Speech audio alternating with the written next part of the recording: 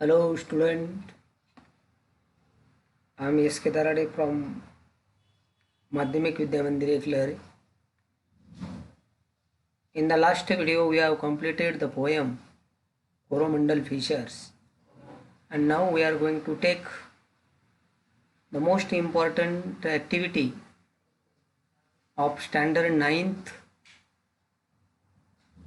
subject English. Language study is same from for 9th and 10th class. Now we are going to take language study. Why language study is essential to study? We are going to learn. In other words, what is the importance of language study in our syllabus? We are going to learn the importance of language study. Language study, that is rules of language, that is grammar. The language study, why language study is essential, we are going to learn now. The language study pages aim only at acquainting the students with some words that are useful when we talk about language and how it works. The entries given here should not be treated as a teaching items. The information given here should not be used for the purpose of evaluating the student knowledge of grammatical terms. These pages are not meant to be read at a stretch. When opportunities of discussing languages arise in the course of classroom teaching, the teacher can refer to the relevant entry or entries and also get the student to read them with the help of examples driven from the textbook or other familiar sources. Student too can refer to this section from time to time. they may find this. आता बघा या ठिकाणी information useful while एक correcting their work, how to correct rightly, how to speak rightly. For these purposes language study is essential. One who knows language study, that is the rules of grammar well, that person can overtake any difficulty of language while speaking, while reading and while writing. That's why language study is given in our course book. You must know that. Correct their work, trying to compose their work, that is the work of the student, to compose English sentences, phrases on their own. विद्यार्थ्यांनी प्रत्येक गोष्ट ही विद्यार्थ्यांना वाक्यरचना यावी, त्यांना बोलता यावं, वाक्यरचना ही शुद्ध असावी.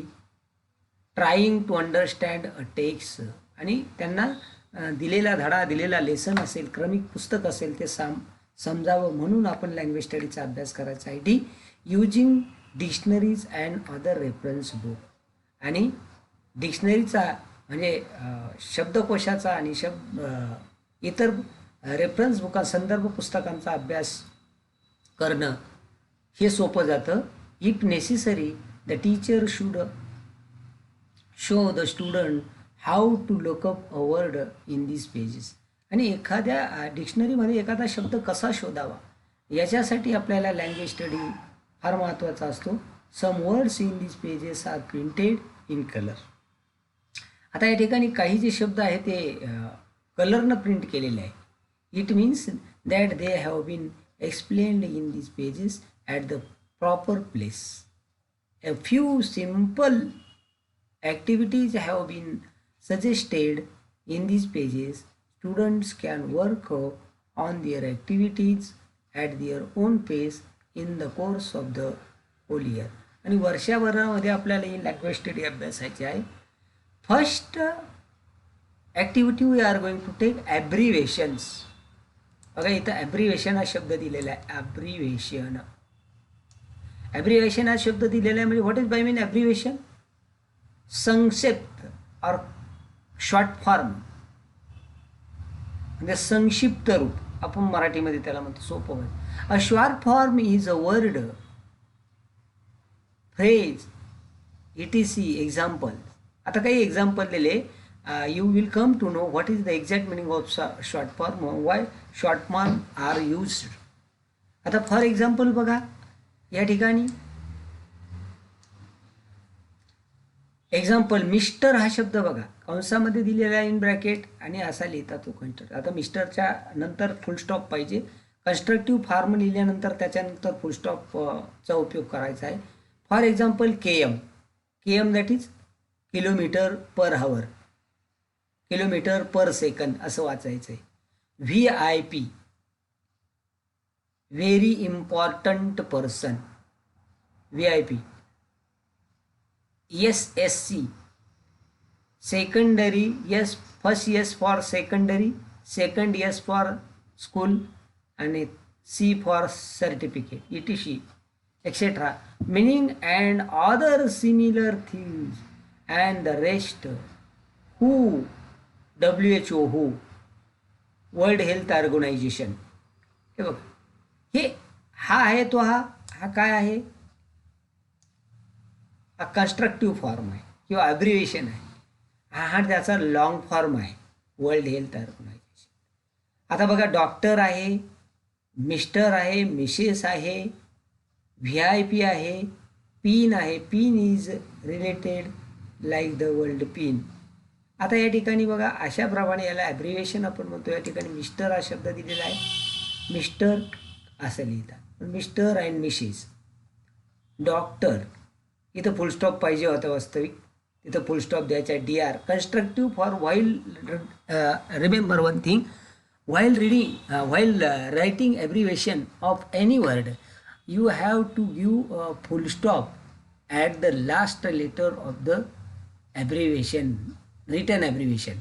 For a doctor इथं फुल स्टॉप द्यायचा आहे, मिस्टर इथं फुल स्टॉप द्यायचा आहे, मिसेस असेल Mrs MISTRE double is mistress, आणि हा MRS हा त्याचा कन्स्ट्रक्टिव्ह फॉर्म आहे किंवा ॲब्रिव्हिएशन आहे, हे लक्षात घ्या. And there are many ॲब्रिव्हिएशन.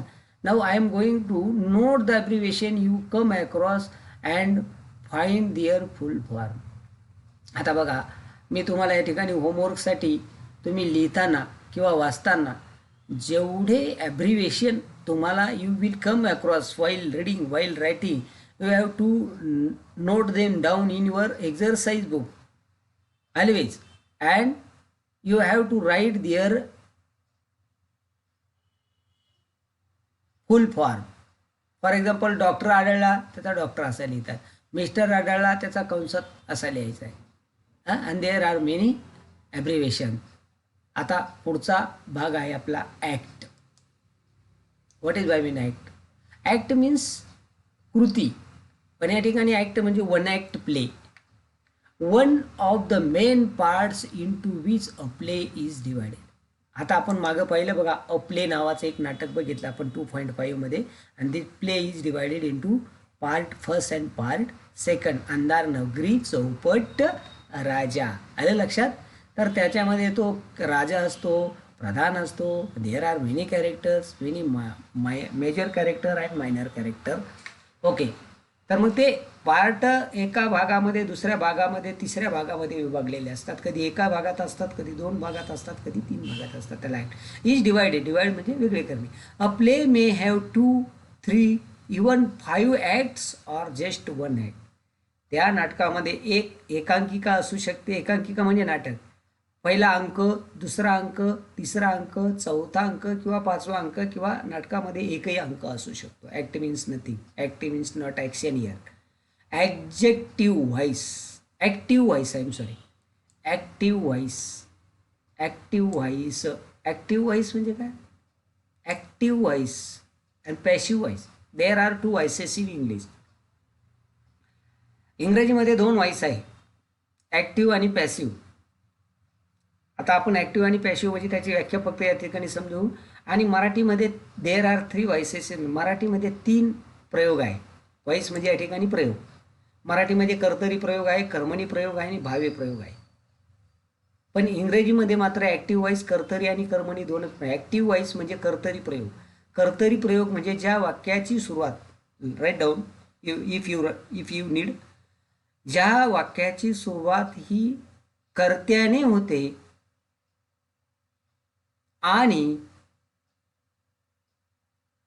होते आणि त्या वाक्यात तील क्रियापद हे कर्तेच्या आदेशानुसार काम करतं, त्याला कर्तरी वाक्य असे म्हणतात.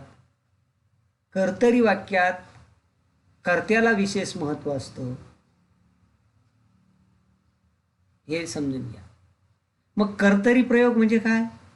SVO एवढं कन्स्ट्रक्शन लक्षात ठेवा, सब्जेक्ट, व्हर्ब आणि ऑब्जेक्ट. आता कर्तरी प्रयोग म्हणजे आपण पाहिलं की कर्ता वाक्याच्या सुरुवातीला असतो, कर्त्याला विशेष महत्त्व असतं आणि म्हणून या ठिकाणी कर्ता हा कर्तरी. आता पॅसिव्ह व्हॉइस म्हणजे काय? कर्मणी प्रयोग. For example Sita reads a book. Sita reads a book. Sita खाली अंडरलाईन करा. सीता पुस्तक वाचते. A book is read by Sita. A book is read by Sita. Sita पुस्तक वाचते आणि सीताकडनं पुस्तक वाचल्या जातं. फरक एवढाच आहे, रचना बदलली, वाक्याचा अर्थ तोच आहे, काळ बदलला नाही. कर्तरीचं कर्मणीत रूपांतर कसं करायचं ते आपण पुढे पाहणारच आहोत. परंतु फक्त तुम्हाला कर्तरी प्रयोग म्हणजे काय, कर्मणी प्रयोग म्हणजे काय, आणि मराठीमध्ये प्रयोगाचे 3 प्रकार आहे: कर्तरी प्रयोग, कर्मणी प्रयोग आणि भावे प्रयोग. मराठी व्याकरणामध्ये 3 प्रकारचे प्रयोग आहे, एवढं लक्षात ठेवा. त्याच्यानंतर ॲक्झेक्टिव्ह बघा. ॲक्झेक्टिव्ह मोस्ट इम्पॉर्टंट पार्ट. ॲक्झेक्टिव्ह म्हणजे काय? A word that tells something more about a noun or pronoun, that word is called adjective. Noun म्हणजे नाम, प्रनाउन म्हणजे सर्वनाम. नामाबद्दल किंवा सर्वनामाबद्दल अधिक माहिती सांगणारा शब्द म्हणजे विशेषण. आता विशेषण म्हणजे काय? तर सीता इज अ गर्ल. एक वाक्य आहे बघा, सीता इज अ गर्ल असं वाक्य लिहून घ्या. आणि दुसरं वाक्य आहे Sita is a good girl. मग what is different between the 2 sentences? In the second sentence good is given देत. पहिल्या वाक्यात दिलं आहे सीता ही मुलगी आहे, दुसऱ्या वाक्यामध्ये दिलेलं आहे सीता ही एक चांगली मुलगी आहे. म्हणजे विशेषण म्हणजे काय? Adjective means a describing word, what we call in other. Describing which tells more about a noun or pronoun is called adjective. नामाबद्दल किंवा सर्वनामाबद्दल अधिक माहिती सांगणारा शब्द म्हणजे विशेषण आहे. विशेषण नामाबद्दल चांगली वाईट भली बुरी माहिती सांगणारा शब्द म्हणजे विशेषण. गुड असेल, बॅड असेल, ब्युटिफुल असेल, हँडसम असेल. Nala was handsome and Damayanti was beautiful. पुरुषाचं देखणं रूप वर्णन करण्यासाठी ब्युटिफुल हे विशेषण वापरत नाही. बरेच लोक ते वापरतात, ते चुकीचं आहे. नाला वॉज हँडसम एवढं वाक्य तुम्ही 2 वाक्य लक्षात ठेवा, then you will easily come to know where to use handsome and where to use beautiful. Nala was handsome and Damayanti was beautiful. बस. मुलगी म्हटलं की तिला ब्युटिफुल हे विशेषण वापरायचं आहे, आणि पुरुष म्हटलं किंवा मुलगा म्हटलं की त्याला हँडसम हे वापरायचं आहे. कारण आज आपण सरसकट कुठं काही वापरतो आणि सगळा बट्ट्याबोळ त्या इंग्रजी व्याकरणाचं करून टाकायचं काम आपण लावलं. तर तसं काही करू नका. आता या ठिकाणी दिलंय बघा, tells us about the shape. मग विशेषणामध्ये काय? शेप, आकार, साईज, कलर, रंग, वर्ण, quality, material, origin, Pradesh, use or other features of the noun it describes. आलं लक्षात? राहिलेला भाग विद्यार्थी मित्रांनो आपण पुढच्या व्हिडिओमध्ये लगेच घेणार आहोत. लक्षात आलं? हे सगळं घरी वाचा. तुम्हाला काय अडचण आली तर मला विचारा. मी तुम्हाला होमवर्क जो सांगतो आहे तो करा. ॲब्रिव्हेशनवर तुम्हाला जेवढे ॲब्रिव्हेशन सापडतील तेवढे वहीमध्ये लिहित चालायचे. While reading and while writing Wien you come across, जेव्हा तुम्हाला येतील ते लिहून टाकायचे. आपण आता विशेषणाची माहिती पाहत आहोत. विशेषण आपण कशी विशेषणं आहे ती लगेच पाहणार आहोत दुसऱ्या व्हिडिओमध्ये. आलं लक्षात? तर हे बघा, शेप आहे, साईज आहे, कलर आहे, क्वालिटी आहे. क्वालिटी म्हणजे गुण. त्याच्यानंतर